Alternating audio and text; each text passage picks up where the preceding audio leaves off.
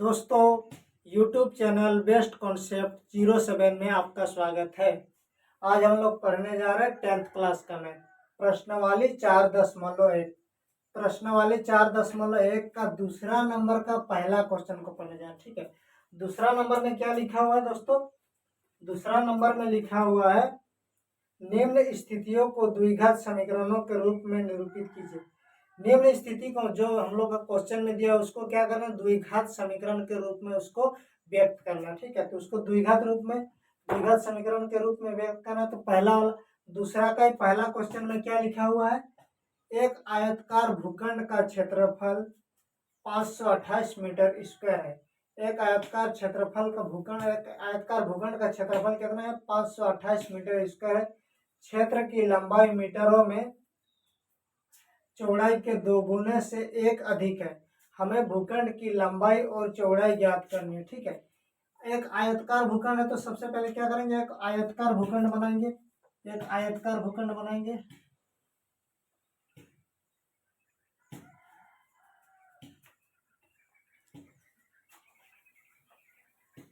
बनाएंगे। ठीक है, एक आयताकार बनाएंगे। आयत बना लिए, चलो ठीक है, आयत बना लिए। और बोला है ना, प्रश्न में बोला है कि इसकी जो भूखंड का क्षेत्रफल कितना है? 528 मीटर स्क्वायर। 528 मीटर स्क्वायर इसका क्षेत्रफल। और उसका जो लंबाई है ना, चौड़ाई के 2 गुने से 1 अधिक है। मान के चलो अगर चौड़ाई तो अगर x रहेगा ना, तो इसका 2 गुना, क्या होगा? 2x होगा।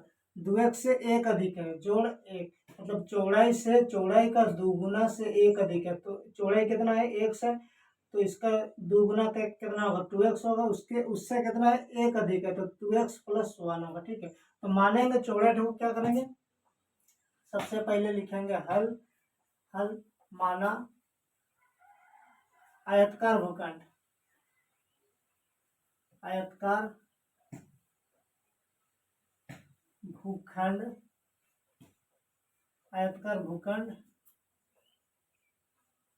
की चौड़ाई बराबर क्या मानेंगे? x मानेंगे। ठीक है,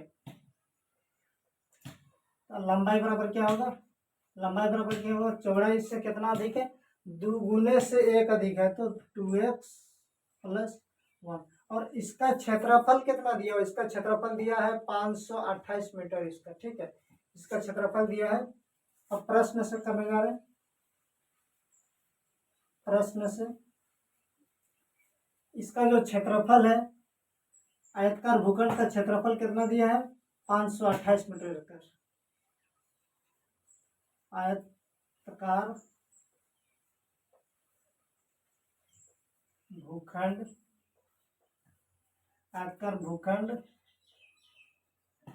का क्षेत्रफल बराबर कितना दिया है? 528 मीटर स्क्वायर ये क्षेत्रफल दिया। ठीक है, हम लोग जानते हैं किस आकार का ये भूखंड किस आकार का है? आयताकार भूखंड है, आयत आकार का है। तो आयत का क्षेत्रफल क्या होता है? आयत का क्षेत्रफल लंबाई गुना चौड़ाई होता है। लंबाई गुना चौड़ाई बराबर 528। अब लंबाई हम लोग कितना है? हम लोग के पास में 2x + 1 है। 2x + 1 है इंटू चौड़ाई कितना है? चौड़ाई किसको माने? x को माने, तो x बराबर 528। अब इसको गुना करेंगे तो x के साथ 2x को गुना करेंगे तो 2x² होगा। 2x² + x बराबर 528। अब बराबर के इस पर में प्लस में है, तो बराबर के इस पर लेके आएंगे तो क्या होगा? माइनस होगा। 2x² + x -528 बराबर 0। यही हम लोग का क्या हो गया?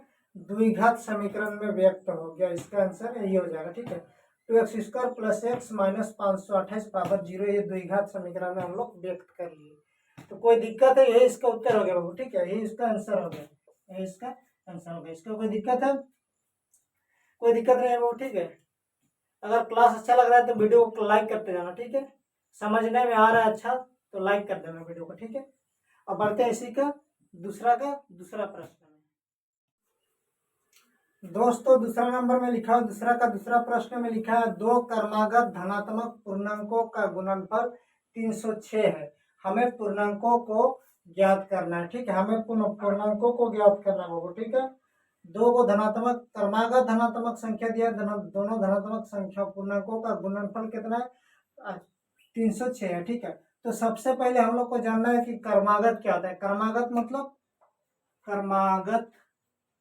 क्रमागत मतलब होता है एक, उसका जो अंतर होगा एक होगा। ठीक है, उसका अंतर होगा एक होगा। जैसे एक है तो क्या होगा, दो होगा, तीन होगा, चार होगा, पांच है, तो इसका अंतर कितना है, दोनों के बीच में गैप कितना है, एक है। दोनों के बीच में कितना है अंतर, एक है। इसका बीच में गैप कितना है, एक है। इसका बीच में कितना है गैप, एक है। इसका अंतर कितना होना चाहिए, एक होना चाहिए। दोनों दो को संख्याओं का अंतर क्या होना चाहिए, मान के चलो कोई एक मानेंगे। ठीक है, कोई संख्या कितना है, मान के चलो 5 मानेंगे, तो इसका क्रमागत क्या होगा, 6 होगा। इसका क्रमागत 7 होगा, उससे बढ़ते जाएगा, 6 के बाद 7 होगा, 8 होगा, उससे करके एक एक बढ़ते जाएगा, उसी को बोला जाता है क्रमागत। ठीक है दोस्तों, तो आज हम लोग पढ़ने जा रहे हैं इसी को। ठीक है, क्रमागत किसको बोलते हैं वो जान गए हैं। अब हम लोग इसको बनाते हैं। सबसे पहले लिखते हैं हल। सबसे पहले लिखते हैं हल। माना दो क्रमागत बोला तो पहला क्या होगा, माना पहला धनात्मक पूर्णांक। माना पहला धनात्मक पूर्णांक क्या है, माना पहला धनात्मक पूर्णांक बराबर क्या मानेंगे, एक्स मानेंगे। पहला धनात्मक पूर्णांक बराबर एक्स माने। ठीक है, अब क्रमागत का बात किया तो क्रमागत बोला है तो क्या होगा बाबू, क्रमागत बोला है तो क्रमागत पूर्णांक बोला है तो क्रमागत मतलब इससे एक बढ़ेंगे, x+1 करेंगे। ठीक है, एक वो एक्स है तो उससे क्या जोड़ेंगे, एक जोड़ेंगे। क्रमागत मतलब एक एक संख्या बढ़ते जाता है। ठीक है दोस्तों, एक एक संख्या बढ़ते जाता है। प्रश्न से अब करने जा रहे हैं। प्रश्न से क्या बोला है, क्रमागत धनात्मक पूर्णांकों का गुणनफल बोले तो गुना, पूर्णांकों का गुणनफल, पूर्णांकों का गुणनफल बराबर कितना दे रखा है, 306। पूर्णांकों का गुणनफल दे रखा है 306। ठीक है दोस्तों, अब पूर्णांकों का गुणनफल, पूर्णांक किसको माने, वो एक्स माने और वो क्या माने, x+1। तो दोनों का गुना करो, x इंटू x+1 बराबर कितना होगा, 306। वो दे दिया हुआ है। अब इसको x और x को गुना करेंगे तो क्या होगा, x का स्क्वायर। अब x को 1 के साथ गुना करेंगे तो x हो जाएगा बराबर 306।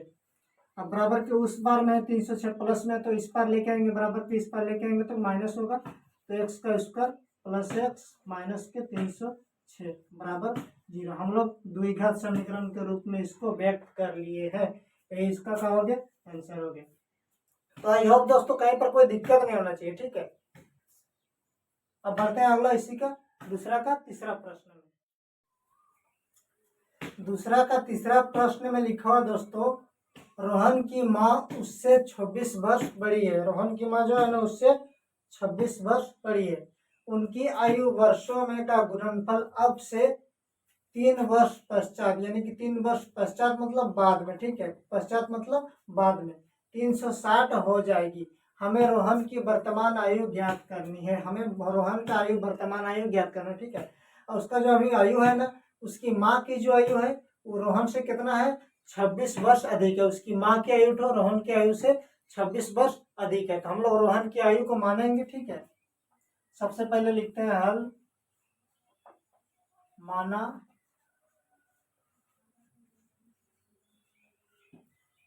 रोहन की वर्तमान आयु, रोहन की वर्तमान आयु बराबर क्या मानेंगे, एक्स मानेंगे। रोहन की वर्तमान आयु एक्स बाय उसकी माँ की क्या होगा, उसकी माँ की वर्तमान आयु क्या होगा,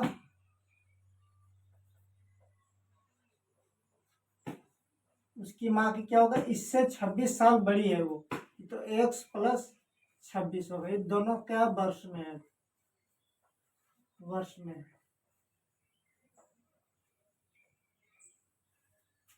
रोहन की जो वर्तमान आयु x है तो उसकी माँ की क्या होगा, उससे 26 वर्ष बड़ी है, तो x+26 हो जाएगा। ठीक है, अब फिर बोला है उनकी आयु वर्षों में का गुणनफल अब से 3 वर्ष पश्चात। 3 वर्ष पश्चात मतलब बाद, यानी कि पश्चात होता है तो क्या करते हैं, जोड़ते हैं। अब पूर्व बोलता है तो घटाते हैं, पूर्व बोलता है तो घटाते हैं, पश्चात बोला है तो जोड़ेंगे। ठीक है, अब 3 वर्ष पश्चात, 3 वर्ष पश्चात क्या होगा, रोहन की क्या होगा, रोहन की आयु क्या होगा, 3 वर्ष पश्चात क्या होगा, तो रोहन की आयु 3 साल और बढ़ जाएगा। तो अभी 1 है तो उससे 3 साल क्या करेंगे, 3 को ऐड करेंगे, x + 3। पहले x था, उसका वर्तमान आयु 3 1 है, x है। ठीक है, तो और 3 साल बाद क्या होगा, 3 साल बढ़ जाएगा, तो इसको जोड़ेंगे, x + 3 हो जाएगा। ठीक है, ये पहला हो गया। और दूसरा उसकी माँ की क्या होगा,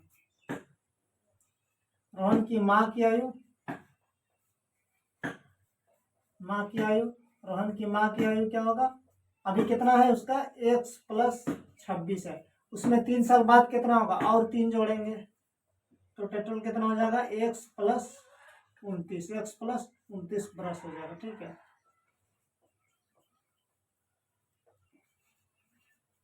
उसकी माँ की हो जाएगा x + 29 वर्ष, और रोहन की हो जाएगा x + 3। अब बोला 3 साल बाद जो होगा, 3 वर्ष पश्चात जो होगा, उसका जो गुणनफल होगा 360 होगा, 360 होगा। दोनों की आयु का जो 3 वर्ष बाद दोनों की आयु होगा, उस दोनों की आयु का जो गुणनफल होगा 360 होगा। प्रश्न में बोला है, प्रश्न से गुणनफल कितना है, आयु 3 वर्ष पश्चात क्या होगा, उसका गुणनफल कितना है, गुणनफल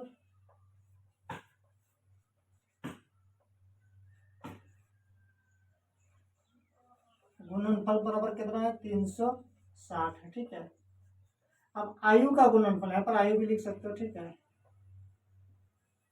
आयु का गुणनफल कितना है, 360 है। ठीक है, तो उसका आयु कितना है, 3 वर्ष पश्चात कितना होगा, x + 3 होगा, एगो होगा x + 3 और एगो होगा x + 29 बराबर हो जाएगा 360। अब इसको गुना करेंगे पारी पारी से, इसको इसके साथ एक बार, इसको इसके साथ एक बार, फिर इसको इसके साथ एक बार, इसको इसके साथ एक बार, तो x और x को गुना करेंगे तो क्या होगा, x का स्क्वायर। अब x को 29 के साथ गुना करेंगे तो इधर प्लस, इधर प्लस, प्लस प्लस प्लस हो जाएगा, 29x होगा, इधर क्या है प्लस, इधर क्या है प्लस, प्लस प्लस प्लस, तो 3 और x को गुना करेंगे तो क्या होगा, 3x होगा। अब इधर प्लस, इधर प्लस, प्लस प्लस प्लस हो जाएगा। अब 3 को 29 के साथ गुना करेंगे तो 3 3 9 27 के साथ 1 हासिल, 2 हासिल, 3 और 27 के साथ 2 हासिल, 3 दूनी 6 7 8 87 हो गए, बराबर 360। अब 360 बराबर के इस पार में जोड़ में है, तो बराबर के इस पार लेके आएंगे, घटाव में होगा। ठीक है, x², इधर 29x है प्लस 3x, कितना है 29, 32 होगा, 32x + 87 माइनस के 360 बराबर 0। अब इसको घटा देंगे। ठीक है, x² को x² लिखो, x² +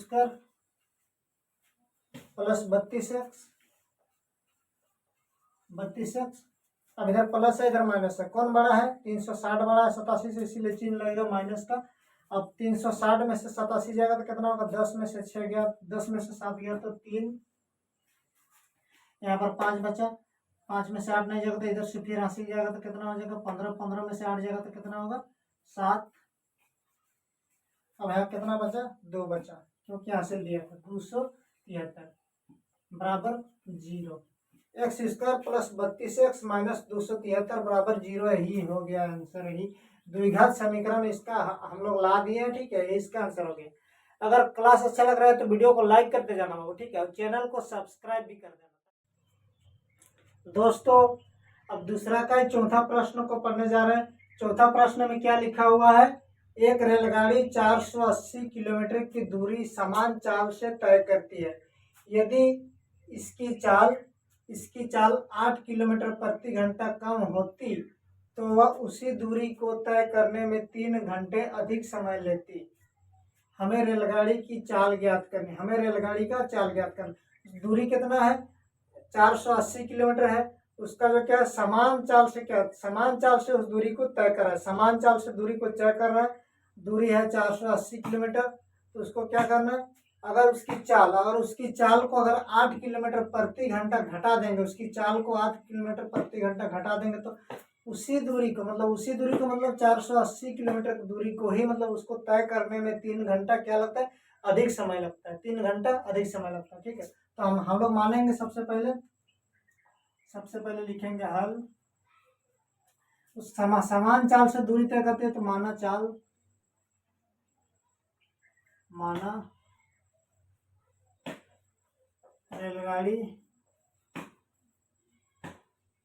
रेलगाड़ी की चाल क्या है, रेलगाड़ी की चाल बराबर क्या है, एक्स किलोमीटर प्रति घंटा, एक्स किलोमीटर प्रति घंटा, यानी कि 1 घंटा में एक्स किलोमीटर जा रहा है। ठीक है, या अच्छा दूरी कितना है,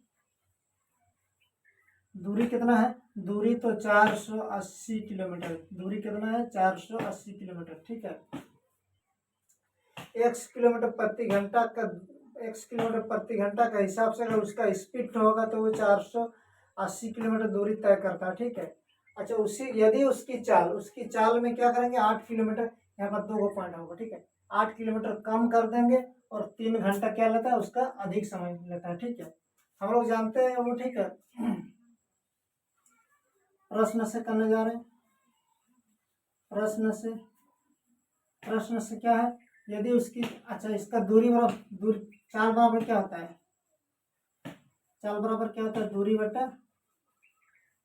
दूरी बटा समय। अच्छा, समय को इधर लेके आएंगे तो क्या होगा, समय बराबर क्या होगा, दूरी बटा चाल। तो हम लोग समय इसको मानेंगे T1 मानो इसको T1। ठीक है, T1 बराबर क्या होगा, दूरी कितना है, दूरी तो 480 किलोमीटर है, और चाल कितना है, समान चाल से चल रहे तो 1 किलोमीटर। इसको मानो समीकरण नंबर 1 मानो। फिर दिया कंडीशन की उसकी चाल को अगर क्या करेंगे, 8 किलोमीटर प्रति घंटा कम कर देंगे, T2 बराबर क्या होगा, फिर समय बराबर क्या, समय 1 हो गया, समय 2 बराबर क्या होगा, दूरी बटा चाल होता है, तो दूरी कितना है, 480 किलोमीटर। इसका चाल कितना है, इसका चाल को क्या करेंगे, 8 किलोमीटर कम कर देंगे, तो पहले कितना था, 1 था, उसमें क्या करेंगे, 8 किलोमीटर कम कर देंगे। ठीक है, इतना हो गया। इसको मानो समीकरण नंबर 2। अब दोनों का डिफरेंस क्या है, ये मतलब जितना समय में पहुंचता है उससे ये कहते 3 घंटा अधिक समय ले रहा है, तो T2 माइनस T1 कर देंगे। ठीक है, T2 minus T1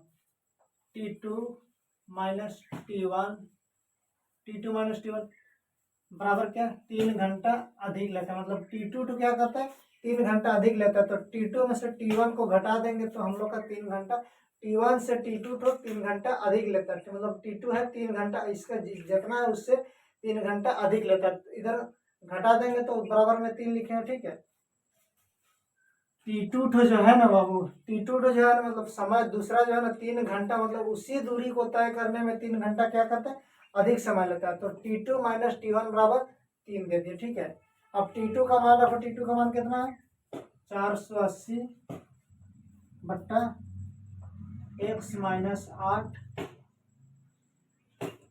minus T1 का मान कितना है, 480 बट्टा x। आप इन दोनों का एलसीएम ले लो, इसका एलसीएम लेंगे तो कितना होगा, x माइनस 8 x, इसको इससे गुना करेंगे तो 480 x माइनस, इसको इससे गुना करेंगे तो 480 x माइनस प्लस माइनस हो गया,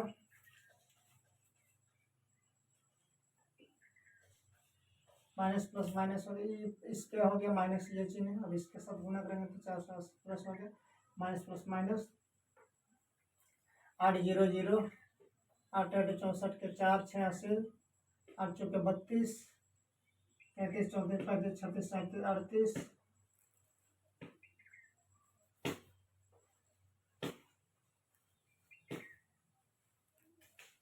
0 0 हो गया, 8 64 के 4 86, 32 36 38 हो गया, कितना हो गया अब इसको ब्रैकेट को तोड़ देंगे, 480x माइनस के 480x, इधर माइनस इधर माइनस, माइनस माइनस प्लस 3840 बट्टा एक्स स्क्वायर। अच्छा बराबर 3 इधर चलिए रहा है ना, बराबर 3 इधर चलिए रहा है, ठीक है। एक्स स्क्वायर माइनस के 8x। अच्छा इसके नीचे क्वेश्चन है मतलब 1 है, इसके नीचे क्वेश्चन है मतलब 1 है। अब क्रॉस मल्टीपल कर दो, इसके साथ इसको मल्टीप्लाई करेंगे तो कितना होगा, इधर प्लस में इधर माइनस है, प्लस माइनस माइनस, तो ये दोनों डायरेक्ट कट जाएगा, तो कितना बचेगा 3840 बराबर, इसको इससे गुना करेंगे तो 3x का स्क्वायर माइनस 8 किया 24x, 8 किया 24x हो जाएगा।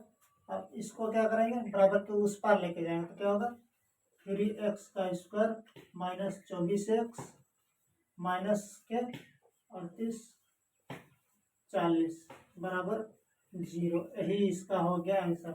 द्विघात समीकरण के रूप में इसको लाए, मतलब यही इसका हो गया answer. 3x square minus 24x minus 3840 बराबर 0, यही इसका हो गया आंसर। तो आई होप समझ में आ गया होगा, कोई दिक्कत नहीं होना चाहिए। तो दोस्तों आज के लिए इतना ही, फिर मिलते हैं नेक्स्ट वीडियो में। तब तक ले यूट्यूब चैनल बेस्ट कॉन्सेप्ट 07 को सब्सक्राइब कर दो यार, ठीक है, ताकि मैं जो भी वीडियो अपलोड करूँ सबसे पहले आप तक पहुंचे। धन्यवाद।